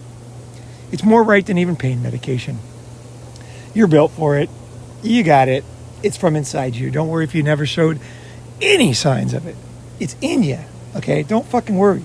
I know there's a couple guys that worry that their body's too weak. Fuck that. That's bullshit. It's not. Your ancestors survived. The strength they showed was the same fucking strength as everybody else who survived. So don't let that fucking stop you. Okay, so that is the way I live my life. Done deal. And any questions? Appreciate it, because I know things can get lost in a video. You might not understand exactly a story I'm telling you because I might not have described it that well. Or I might not have been able to, I might have thought you knew something you didn't know. So we ask questions, We're like, that's stupid because you didn't do this. It's like, well, I did do that, but it didn't work. That's why I didn't talk about it. Or something, right? Ask questions, right? Ask questions. Today, it's like, oh, yeah. It's like, no. Well, why didn't you do that? Oh, well, actually, because this. Oh, okay. It's done, right? It's done. Civil discussion. And also, you learned something. I learned something, right? It's easy to do. I can do it too. Now we move on. We move on to the Austin Summit coming up. A very funky class, eclectic group is coming, guys. Bunch of guys who've never come to summits are just suddenly popping up, wanting to come. Very cool guys. Very interesting cats. Guys you haven't met. This is the last one in the USA. This is it. I'm leaving. Next one is Pattaya. Will you love me, Makma? Marimba disco.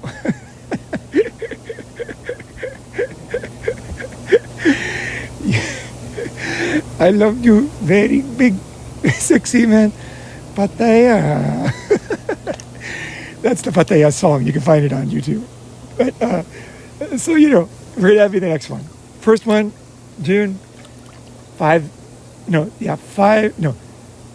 7, 8, 9. God damn it, I keep saying 5. I'm getting there on the 5th. We'll have the house from the 5th. But 7, 8, 9 is the actual summit. Friday, Saturday, Sunday as usual. Cost is always the same. $398 for first timers, $298 for returnees. Bring a sleeping bag. We got a great house this time. This house kicks ass. You guys, just the house, just the fucking location is worth many times what you're paying to come to Summit. And the house is included. So bring a sleeping bag. You're going to be with the boys. We're going to cook. We're going to hang. And as I said, as I always do if I can, I'm there 2 days early. I stay 2 days late. We got the house. So you're welcome to come anytime from the 5th. You got to wait till I get there to open the door, but I'll be there on the 5th. And then until the 11th. All right? And we got several bathrooms. It's like a multi-bathroom. It's a brand new house. It's insane. It's in the center of town. Girls everywhere, food everywhere, a killer coffee shop right out the door. Like when I say killer, it's like such a neat place. So cool. Austin is fucking fun. They used to have Be Weird, I think it started from Austin. I don't think it started from Oregon. Anyway, Be Weird fits Austin and Oregon. Before they got taken over by the drug laws. But Be Weird was cool. My cousins were in Oregon, you know, it was pretty cool. Be Weird was a pretty cool saying.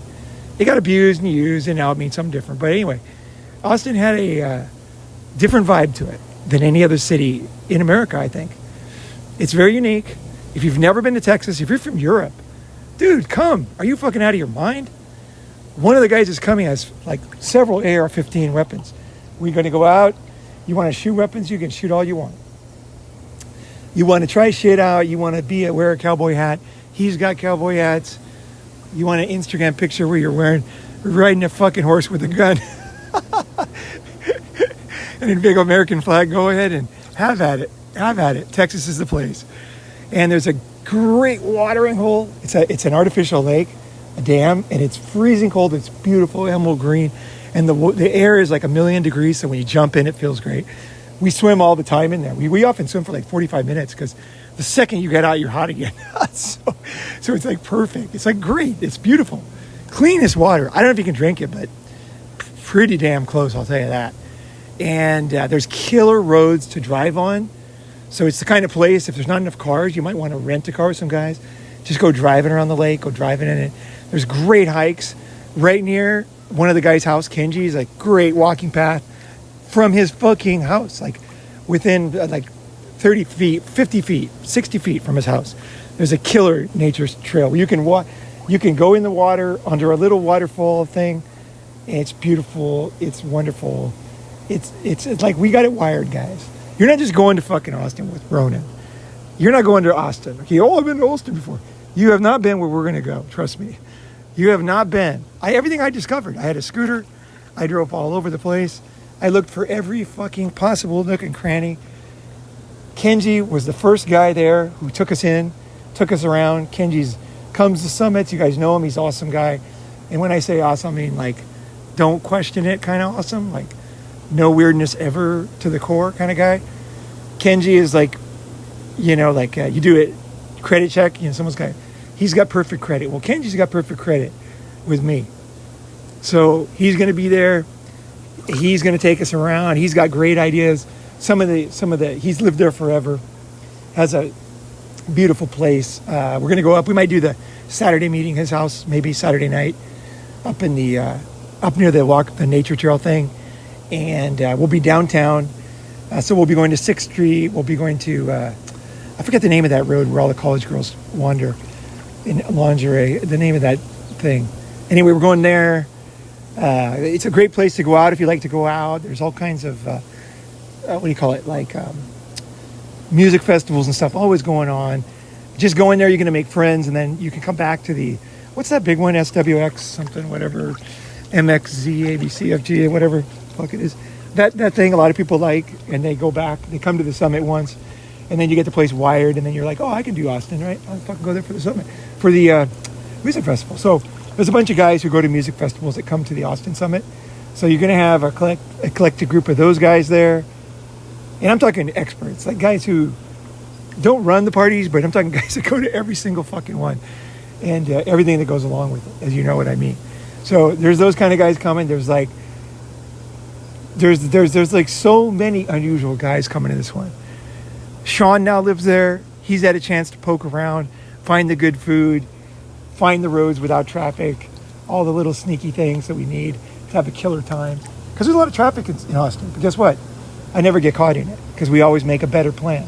Because I'm not only do I know the place, I've been there like 4 times for probably a total of like 3 months now. But also, so many smart guys. It's like John, I hope John comes. John, Christian guy, came to the first Austin Summit. Someone shout out to John. That fucker needs to come. Definitely. We got to beat him into submission. That's it. If necessary. Which it probably will be. Not just kidding. No, we got to get the old crew together. The Austin crew too. I'm driving out from California. Ken, one of the guys who came to the ex-Hollywood screenwriter, got taken out when it went woke. He came to the Vegas Summit. He's coming. There's crypto guys coming that are just, these dudes know what the fuck they're doing. There's a guy coming. There's a very awesome guy coming from Canada. Grew up as a Muslim family, very different background, very serious guy, very talented and skilled, and you will be able to learn from a variety of people with a variety of backgrounds. There really is a lot of different kinds of wisdom coming in this one. I'm just warning you, and it's the last one in the U.S., so beg, bar, steal. On Friday, you're somehow sick, you got AIDS or something, and you got to go to the hospital in Austin. There's only one way, we'll get you a doctor's note, and my doctor in China can write you a note. Doctor, I'll email him. He'll write you a note. You're going to China for a lung transplant. It's going to take a few weeks. Sorry about that. Sumimasen. Gomennasai. So come and meet the boys. Enjoy the time. Enjoy the house. Enjoy the location. And I'll tell you something else, just to end on this. Enjoy the Texas history, because Texas has a unique history. And if you haven't been there and have Texas friends, you don't really know. Texas is a fucking interesting place, man. It was one of the last real, they make fun of Texas on the internet a lot. They kind of do, like it's kind of backwards. They're not backwards. They're just different. It's this terrible trait of humans where they make fun of people that aren't like them. And it's really a bullying tactic. But Texans are cool, man. They're tough. We're going to learn about Texas. Right near the house, within like fucking 1 minute walk, is some old Western houses that were there back in the day. Like the old school, almost like if you're coming from Australia, the settlers' houses, just out of the gold mining towns and stuff. That's what it looks like almost. That kind of vibe. I've been to the gold mining towns and the settlers' houses. It's that same vibe. We're talking like old school fucking never redone houses that people still rent and live in, that are just like, you're back in time. It's the weirdest thing, It's like, whoa. California, we didn't have these houses. Nobody was there back then. There was no history from that long ago of Europeans. But in Texas, there was a long history. And that's history. That history is still there. And a way of thinking. Pick up something wherever you go. It's like going to a new beach, A new beach, different beach. Nude beach is good too, but a new beach. Everyone has different shells, different rocks. Pick up a rock. There's always something in a different beach. I'm a beach professional. And also a desert professional. I look very closely. I'm not like, oh, it's another desert. I'm very aware that each desert is very unique. The Gobi Desert is very different from Arizona. Arizona is very different from Western California and Nevada. And also the Outback. I've never fully been in the Outback, but I've been nearby. And it's very, very different. Different animals, different dangers. One thing, you don't have fucking kangaroos, in Texas. But you do have a lot of interesting things, and we're going to go to some of the better barbecues. They've gone up in price, but as like I say fuck you to my own pain, I say fuck you to the price on this. We're going to get some Texas fucking barbecue, man. Get it. If you're European, you're going to need a cowboy hat. Japanese too. Japanese love cowboy hats. Shohei Ohtani, every time he had a home run, he put a cowboy hat on when he came into the dugout. And I guess they stopped him in the Dodgers, or maybe somebody made fun of him. I don't know what happened, or he got bored of it. But I thought it was the coolest fucking thing. Because I know these guys. I got friends from Japan. And the kind of guys that you get along best are the ones who like cowboy hats. Seriously. There's a Japanese kind of guy that loves fucking cowboy hats. Because they associate it with a lot of beliefs and understandings. And it's not about politics. It's about a strength and a resilience, and what I'm talking about in this fucking one. So you Japanese have never been to America, you got to get on a fucking plane, man. Get over here, man. This is your chance, man. We'll take you out to the fucking Texas, baby. Yeah, if anyone really wants to go, I know a fantastic bar about an hour out of Texas, out of Austin, hour and a half, that is full of girls with everybody's Daisy Dukes. Every girl's got a pistol in her fucking purse, usually pink. I know because I got them all to show me their pistols. I went there. I was with Julian, who was a pickup artist. I was helping him. I was his bodyguard and driver when he was getting all the death threats. So we went there for one of his weekends, one of his pickup weekends. So we took guys there, and we found this bar, and it was like heaven for me. I love Southern girls. I gotta say, I got a weakness. Southern fucking girls. I fucking love them. They're my weakness. My ex was a Southern girls, and even she was bonehead, but I didn't cure me at all. Starts in Texas. There are some good Southern belles in Texas, but they get out in Alabama, North Carolina, fucking beautiful, skinny, just fucking purebred beauties, just smiles on their faces and tough, can ride a fucking horse, don't cry when they scratch their knee, but they're very feminine to the max. They value femininity. Their parents passed on the values of femininity. They're getting rare, but they're there. Oh yeah, we'll see one. Oh, I tell you, they might be a little older, doesn't matter. You're gonna see it. Sometimes as a young guy, you just need to see there's hope. And then I can tell you, there's girls like that other places. And you'll be like, that are young. You'll be like, ooh, damn, that's like fucking medicine on a sore, man. True femininity for a masculine man. It's like, can't tell you. Shouldn't mean that much, but it does. Fucking means a lot to a man. Gives you hope.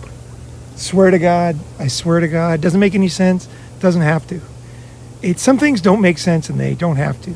Just know that sometimes you need a little fucking hope. And it comes from what I'm telling you today about medical more than anything. But sometimes it's in the form of other things. You know? It might be kind of a self-acceptance that you're not terrible, privileged, evil person that you somehow in the way back in your mind thought. Even though you railed against it and didn't think you thought it. You were brainwashed at a too young age. We're going to help you with that in Texas. A lot more topics. I wanted to give you my update. I think you're going to get an idea of where I'm at. I want you to bring your ideas. So in the group chat, which we've already made, start fucking posting your bio. Who are you? Why are you here? Let people know. So that guys will know you before the summit. You can start chatting before the summit. The group chat's one of the most important parts of the summit. Get in there and go crazy. Make some friends. Get ready for a killer event. I know I am. All right, guys. Thanks very much, and thank you for listening, because I don't think I've ever expressed my inner self and belief that I did in the first 3/4 of this video that I ever have in my life. That was absolutely perfect. I tried to make this video several times, didn't come out right. Finally, I nailed it. That is who I am. Thank you.